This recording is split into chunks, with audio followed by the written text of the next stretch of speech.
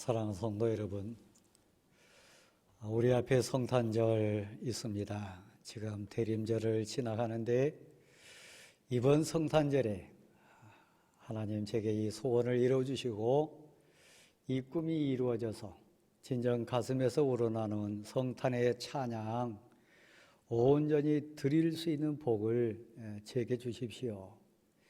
그 소원을 품고 우리는 한 발 한 발 사실 이 대림절을 지금 지나갑니다. 오늘 본문 표현을 빌어보면 이 땅에 사는 성도들을 가리켜서 갇혀 있는 자들이다. 갇혀 있지만 단순히 묶이고 매여 있는 상태에 헤매는 자가 아니라 그 가운데서도 소망을 품은 자들이다. 그렇게 표현을 하고 있습니다. 사실 그렇습니다. 우리의 환경들, 상황들, 우리가 처한 모든 배경들은 갇힘이 분명합니다. 숨 쉴 수 없는 답답함도 있고 또 무서움도 있고 또 말로 표현할 수 없는 그런 상황의 한계들이 분명히 있습니다.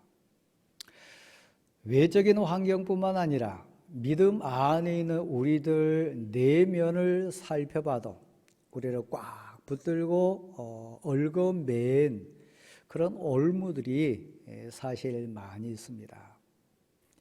대림절 사랑하는 우리 성도 여러분은 스스로 묶여있는 내 삶의 묶임들, 그 끈들을 어떻게 지금 진단하고 계신지 모르겠습니다.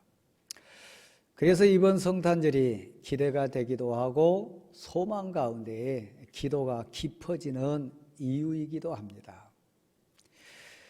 열왕기상 17장부터 19장에 가보면 그런 소원 가운데 발버둥 치는 한 사람을 만나는데 엘리야입니다. 잘 아시듯이 엘리야는 능력자였습니다. 사르밧 과부 집에 나아가서 온전히 가뭄이 그칠 때까지 통에 밀가루가 떨어지지 않게 했을 뿐만 아니라 병에 기름이 마르지 않도록 한 가정을 온전히 구원한 따뜻한 가슴에 하나님의 사람이기도 했습니다. 그런가 하면 갈멜산 정상에서 850대 1로 영적인 전쟁을 감당했던 기도의 능력자가 엘리야였습니다. 기도하는 우리들 말씀 붙들고 그 말씀의 능력을 사모하는 우리 모습 그대로 있습니다. 그의 약한 부분도 솔직하게 잘 기록되어 있습니다. 도망가는 엘리야, 두려워하는 엘리야, 무서워서 떨고 있는 엘리야, 어찌할 바 알지 못해서 죽기를 하나님 앞에 구했던 엘리야가 믿음 안에 있는 사실 우리 모습 그대로입니다. 근데 제가 지금 같이 나누고자 한 엘리야의 모습 가운데 한 부분은 엘리야의 교만입니다. 능력자요, 위대한 사역자요, 하나님께 쓰임받는 선한 그릇 분명히 했는데 그가 묶여 있습니다. 그에게 우리 표현으로 말하면 성탄절 은총이 필요합니다. 그 당대 아합은 역사상 나타난 왕들 가운데 가장 악했습니다. 하나님을 대적했고 하나님의 사람들을 비판했고 우상을 숭배했을 뿐만 아니라 하나님의 뜻과는 너무나 반대로 살았던 불쌍한 인생, 본인뿐만 아니라 관계에 떴던 백성까지 눈물바다로 끌어내렸던 인생이 아합이라고 하는 왕이었습니다. 믿음 생활하는 것도 하나님을 경배하는 것도 하나님의 사람들이 온전히 삶을 꾸리는 것도 불가능했습니다. 제1번 타켓이 가지고 죽을 수밖에 없는 인생들이 그 당대에 하나님의 말씀 대언했던 선지자들이었습니다. 하나님은 맡기신 분인가요? 하나님이 이 세상 왕된 아합 앞에 꼼짝 못하신 신인가요? 하나님은 하나님의 사람들이 죽어가는 상황 속에 손도 못 대는 무능한 우리의 구세주신가요? 아닙니다. 여러분의 막힌 상황, 묶인 상황, 여러분의 매인 여러 환경 속에 답답할 때 하나님 어디 계십니까? 하나님 살아계십니까? 하나님 보십니까? 하나님 제 신음소리에 귀 기울이십니까? 우리 반문하는 것처럼 그 당대 하나님의 사람들의 절규와 애타는 간구 얼마나 하늘에 진동하면서 올라갔겠습니까? 근데 아합 통치 시절입니다. 상황이, 그 현실이 꼼짝할 수 없는 그 묶인 상황 속에 갔습니다. 살아날 방법이 없습니다. 적어도 그 당대의 선지자들은 그랬습니다. 하나님은 하나님의 방법을 동원하십니다. 왕궁을 주관하는 오베아다라고 하는 특별한 하나님의 사람을 이때를 위하여 예비해 놓으시고 하나님의 사람들을 구하실 하나님의 방법으로 처리를 해 가십니다. 아합과 가장 가까이 있었기 때문에 사실 아합의 숨소리까지 느끼면서 지냈던 사람이 왕궁을 주관했던 오바다입니다. 오늘날로 말하면 최고 권력자의 실세 중에 실세입니다. 아합이 모르는 게 있었어요. 그는 진실로 하나님의 사람이었어요. 그는 진실로 이때 적어도 100명의 선지자가 꼼짝없이 죽을 수밖에 없는 상황일 때 그 선지자들을 구하기 위해서 하나님이 심어놓은 하나님의 일꾼이었어요. 우리는 반문할 수 있습니다. 그 아합을 왜 변화시키지 못했냐고, 그 아합이 그런 악행할 때 왜 가만히 있었냐고, 왜 들리지 않았냐고 다양한 신앙 처방을 우리 할 수 있습니다. 그러니까 우리 생각과 하나님의 생각은 많이 다릅니다. 우리가 알지 못하는 하나님의 계획하심과 하나님의 선하신 뜻은 분명히 있습니다. 지금도 마찬가지입니다. 근데 분명한 것은 그 오바다는 자기 입술로 고백했던 것처럼 나는 어려서부터 하나님을 경외하는 인생입니다. 하나님을 두려워합니다. 하나님의 능력을 믿습니다. 하나님의 인자하심을 믿고 하나님 백성을 구하시는 하나님의 그 사랑을 저는 분명히 고백하는 하나님의 사람입니다. 성경도 그를 하나님을 경외할 뿐만 아니라 신실한 하나님의 사람이라고 평가를 했습니다. 그 오베다를 엘리야가 만났습니다. 그 사역을 들었습니다. 사실 엘리야가 할 수 없었던 사역을 감당했던 하나님의 사람의 역사를 간증으로 들었고 봤고 같이 있었습니다. 제가 이 말씀을 오늘 말씀 앞에 있는 회중된 여러분에게 찬찬히 드린 이유가 있습니다. 엘리야 능력자입니다. 엘리야 일 많이 했습니다. 엘리야 영적인 싸움 전면에 등장해서 그 사역을 감당했던 놀라운 일꾼 맞습니다. 그런데 이 엘리야가 병이 들어서요, 이 엘리야에게 우리로 말하면 성탄의 감격이 다시 회복되지 않으면 그는 가장 불쌍한 인생으로 떨어질 위기를 맞는 사람이 엘리야입니다. 이번 성탄절에 여기 앉아 계신 우리 성도 여러분이 거듭나지 않으면, 엘리야가 깨지고 엘리야가 다시 하나님 앞에서 회개하는 심령 되지 않았다면 과연 그 인생이 어떻게 됐을까? 우리 같이 두렵고 부끄러움으로 같이 고백해야 될 이유 중에 하나는 그렇게 영적인 싸움을 하고 막 기적을 이루어내고 인생을 구해내고 통에 가루가 떨어지지 않고 기름이 떨어지지 않도록 하나님을 대신해서 사역했던 엘리야인데 결정적인 순간에 그는 하나님을 원망합니다. 하나님의 주권, 하나님의 역사하심에 대한 불신을 그대로 드러냅니다. 교만병이 들어가지고요. 저처럼 말씀 앞에 있는 여러분처럼 교회 생활하다 보면 저 사람이 어디까지 교만할 수 있을까? 언제까지 저럴 수 있을까? 한심한 사람들 많이 만납니다. 엘리야와 같은 이 시대의 엘리야들이 많습니다. 하나님을 모르는 것도 아니고 능력이 없는 것도 아니고 일 안 하는 것도 아니고 하나님 앞에 쓰임받는 하나님의 일꾼들인데 목사 눈에 봐도 성도 눈에 봐도 공동체가 같이 봐도 너무 하찮은 사람들 많습니다. 너무 부끄러운 인생들 많습니다. 그래서 이번 성탄절은 우리에게 의미가 있습니다. 남 얘기가 아니고요. 한번 받아십시다. 나입니다. 여러분이요. 저요. 다른 사람 얘기 아니요. 절대 다른 사람이라고 이런 비껴가지 마십시오. 여러분이요. 하나하나 이 강단에서 짚어보라 그러면 많이 짚을 수 있습니다. 제 모습이고 여러분 모습이요. 그 엘리야가 묶였어요. 그 엘리야가 갇혔어요. 교만병에 빠졌어요. 그래서 고백하기를 나 죽여주십시오.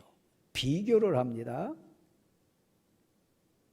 우리 조상들에 비해서 조상까지 막 들춰댑니다.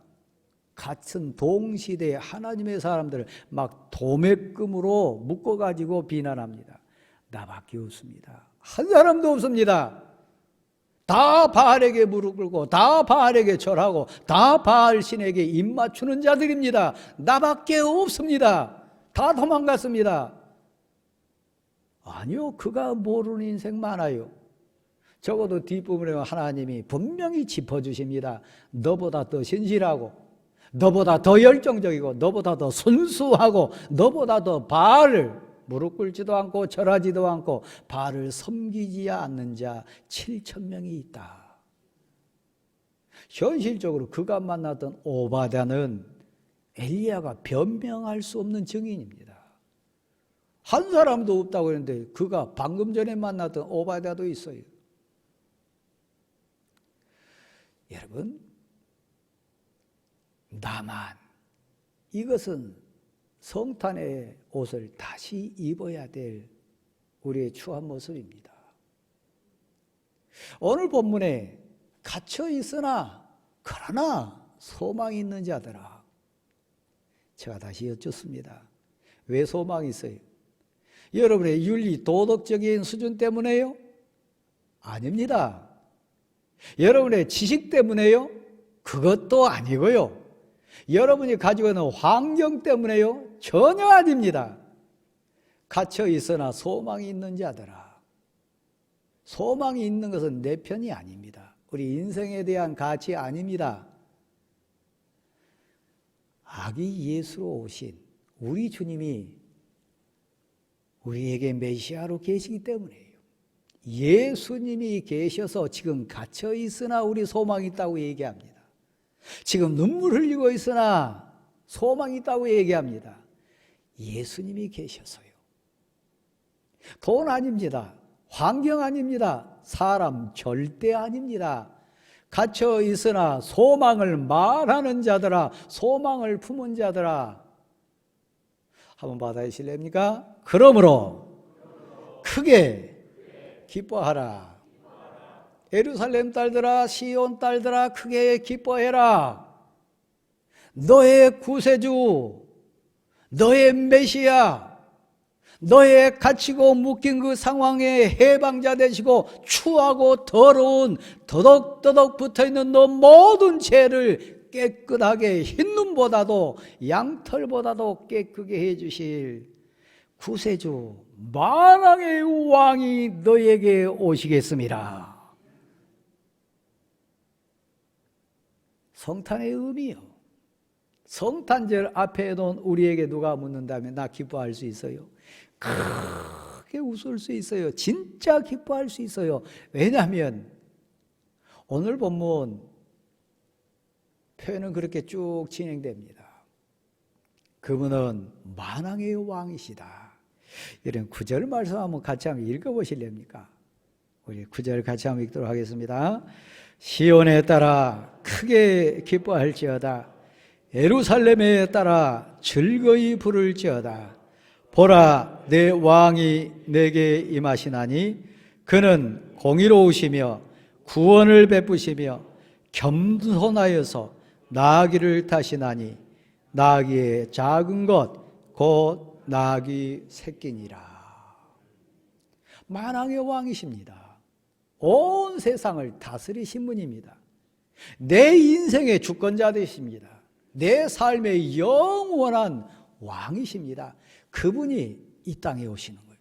내 삶에 오시는 거예요.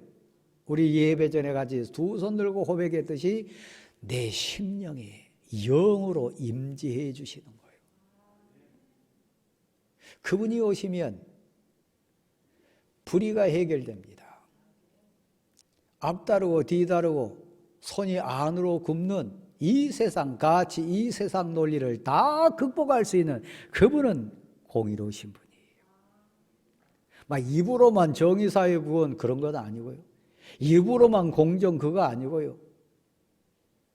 그분이 오시면 공의의 하나님, 모든 불의와 모든 추함과 더러움과 이 세상 얽히고 설킨 그 모든 것 해결하실 공의로우신 주님으로 그분이 오세요. 죄값을 하나하나 세마시고 하나하나 다 살피셔서 반드시 그 죄값을 물으시는 정의의 하나님이에요. 사람 편에서는 쓱 지나간 것 같고 억울한 것 그냥 우리가 당한 것 같지만 공의의 하나님이 나의 만왕의 왕으로 오시면 나의 하나님이 다 갚으시고 해결하시고 그 죄값을 물으신다고 하는 거예요. 그러니까 여러분 결코 억울해하지 마세요. 너무너무 여러분이 불의 당해서 억울함 당해서 슬픈 일이 있다면 아파하지 마세요. 만왕의 왕이신 나의 구세주 예수 그리스도가 내게 오시면 내 억울함, 내 아픔, 내 불쌍한 그 모든 상황을 공의의 하나님으로 해결해 주실 줄 믿습니다. 성탄은 공의의 하나님이 주권자로 오시는 거예요. 그분은 구원자로 오시는 거예요. 구원의 가치는 죄 문제 해결입니다. 내 개인적인 죄뿐만 아니라 공동체 죄뿐만 아니라 역사적인 죄, 이 땅에 있는 그 모든 죄를 우리 힘으로는 해결 못합니다. 단 한 사람도 해결 못합니다. 그러나 나의 주님 예수 그리스도가 오시면 십자가에 흘리신 그 보혈로 말미암아 대신 죄값 치러주신 은혜로 말미암아 우리 구원받습니다. 지옥이 극복됩니다. 무서운 심판이 극복됩니다. 추하고 더러운 모든 죄에서 여러분이 해방될 줄 믿으시기를 바랍니다. 예수 그리스도 그분은 우리의 구세주입니다. 구원자입니다. 성탄절 내게 가장 본질적인 의미가 뭐냐 묻는다면 내가 구원받는 거예요. 저 지옥에서 구원받는 거예요. 저 추하고 더러운 죄에서 해방되는 거예요. 꽁꽁 묶여있는 내 모든 인생에서 내가 참 자유 누리는 거예요. 두려움과 염려와 어둠의 모든 사슬에서 우리가 풀어지는 거예요. 구원자 예수 그리스도가 여러분의 주인 된 거 믿으시기를 바랍니다. 그러므로 시온에 따라 예루살렘 딸들아 크게 기뻐해라. 너희가 구원받으리라. 환경이 있고 돈이 있고 모든 배경이 있어도 불안에 떠는 인생들 이 땅에 많습니다. 그들은 구원받지 못해서 그렇습니다. 성탄의 의미는 우리가 구원받은 거예요. 죄에서 구원받고 지옥에서 구원받고 추한 모든 악함에서 구원받은 거 여러분 믿으시기를 바랍니다. 근데 기뻐할 이유가 있습니다. 저를 비롯한 이 자리에 앉아 계신 우리 성도 모두는, 이 땅에 있는 모두는 사실 겸손하지 않습니다. 겸손한 척 할 수는 있고 겸손에 폼새는 잡을 수 있으나 진실로 겸손한 자 아닙니다. 만약에 우리 주님 예수 그리스도께서 우리가 믿고 의지하는 고백처럼 오늘 본문 9절에 있는 내용처럼 겸손한 자로 오시지 않았다면 우리에게 소망 없습니다. 사랑하는 성도 여러분, 앞쪽을 다시 한번 보실랍니까? 강단에 쓰는 컵이 있습니다. 성경은 우리를 가리켜서 그릇이라고 얘기합니다. 인생의 그릇, 믿음의 그릇, 삶의 그릇, 은혜의 그릇이라고 얘기합니다. 보이십니까? 지금 반 정도 물이 찼습니다. 겸손이 뭡니까? 그릇을 넓히는 거예요. 그릇이 커지는 거예요. 예수 그리스도가 내 인생의 주인 되셔가지고 내 인생 그릇이 키워지면 지금 이 컵에는 반 정도 찼지만 큰 함지 그릇 그 속에다 이 물 부으면 바닥도 못 채울 겁니다. 똑같은 양인데, 똑같은 지식인데, 똑같은 권력인데, 똑같은 돈인데 그의 인생 그릇이 은혜로 커지면 높이로 말하면 낮아질 수 있습니다. 흔적도 안 보여요. 이 컵 안에 있는 물 태평양에 부어봐야 편안하겠습니까? 뭐 태평양 고사하고 소양강 댐에 갖다 부은들이 편하겠습니까? 소양강 댐에 있는 물 이 컵에 담을 수 있습니까? 차고 넘치고 넘쳐가지고 감당 안 돼. 그릇 자체가 깨져버릴 겁니다. 우리 주님 예수 그리스도는 육신을 입고 이 땅에 오신 그 자체가 삶의 겸손이에요. 그 사역 자체가 겸손이시고 그 생명 자체가 겸손이셨어요. 성탄절을 기점으로 해서 예수 그리스도를 내 심령에 모시면 남편 앞에 섰을 때, 아내 앞에 섰을 때, 여러분 자녀 앞에 섰을 때 여러분 한없이 겸손한 자로 은혜 입을 수 있어요. 예수 그리스도 주인으로 진정 모시고 그 앞에 무릎 꿇고 우리 주님을 경배하고 찬양하면 여러분 교회 앞에서 한없이 겸손해질 수 있어요. 그러나 반대로요, 이 물이요 잉크병에 담아보세요.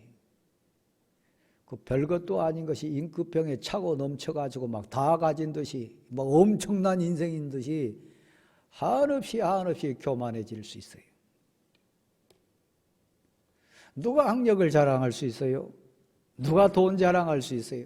누가 자기가 가지고 있는 배경 자랑할 수 있어요? 영사고 들어보세요.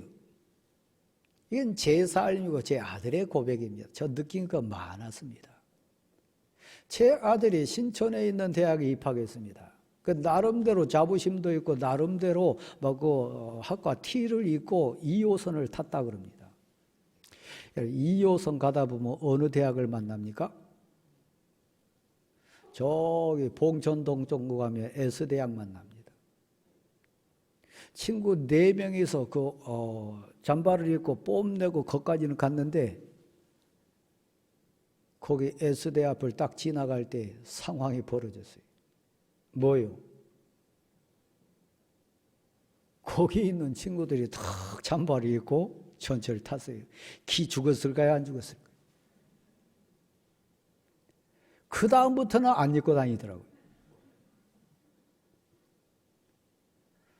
우리는 교만의 옷을 입고 다닙니다. 하찮은 지혜와 하찮은 지식과 하찮은 물질의 옷을 입고 우리 뽐내면서 다닙니다. 그러나 나보다 더 잘난 사람, 더 강한 사람, 더 큰 사람,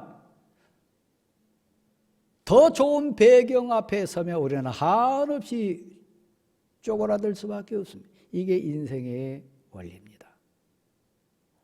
내 안에 온 우주 만물의 주권자 되신 하나님이 주인으로 계십니다.